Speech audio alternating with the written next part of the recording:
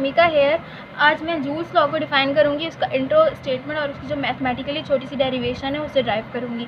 सबसे पहले इसका इंट्रोडक्शन है। The relation between electrical and heat energy was determined by Joule and is known as Joule's law in electricity.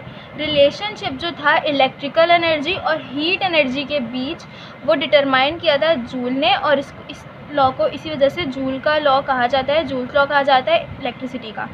Statement है इसका, according to Joule's law the amount of work done is directly proportional to the amount of the heat produce. मतलब कि जो amount है work done का वो directly proportional है उस हीट के जो कि प्रोड्यूस हुई है, उस हीट के अमाउंट के जो कि प्रोड्यूस हुई है।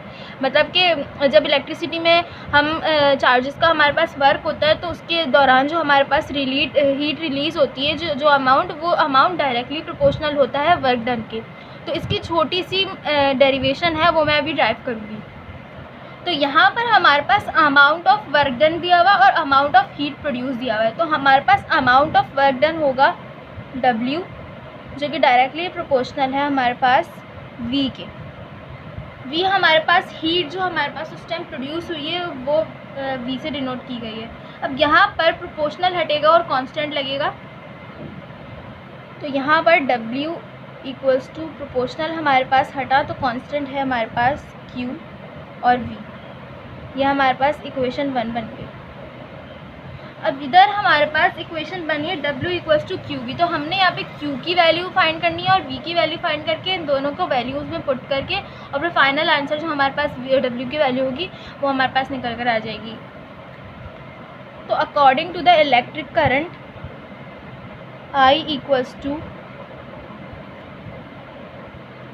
Q upon T।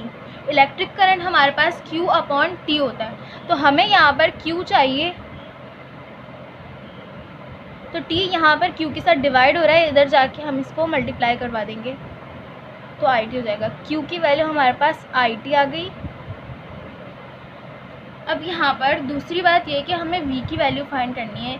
जब हमने ओहम लॉ की डेरिवेशन, 2 लाइन की छोटी सी बहुत डेरिवेशन थी, वो जब ड्राइव की थी तो उसको जब ड्राइव किया था तो उसमें V की value V equals to I R I थी।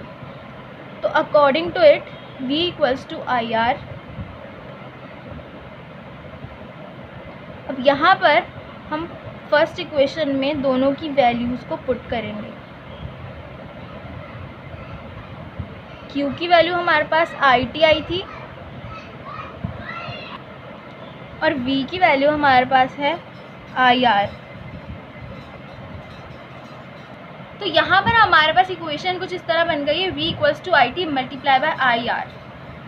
तो यहाँ पर IT को और IR हमारे पास इक्वेशन 1 में मल्टीप्लाई हो रहा है, तो हम इसे मल्टीप्लाई करके इसका जो आंसर आएगा वो लास्ट इसका डेरिवेशन का आंसर होगा। तो हमारे पास जब ये दोनों मल्टीप्लाई होंगे, अब हमारे पास यहाँ पर भी I है और यहाँ पर भी I है। I और I हमारे पास I स्क्वायर हो गया और R हमारे पास यहाँ पर 1 है तो R, और यहाँ पर T 1 है तो T 1। तो ये इक्वेशन बन गई W equals to I square RT।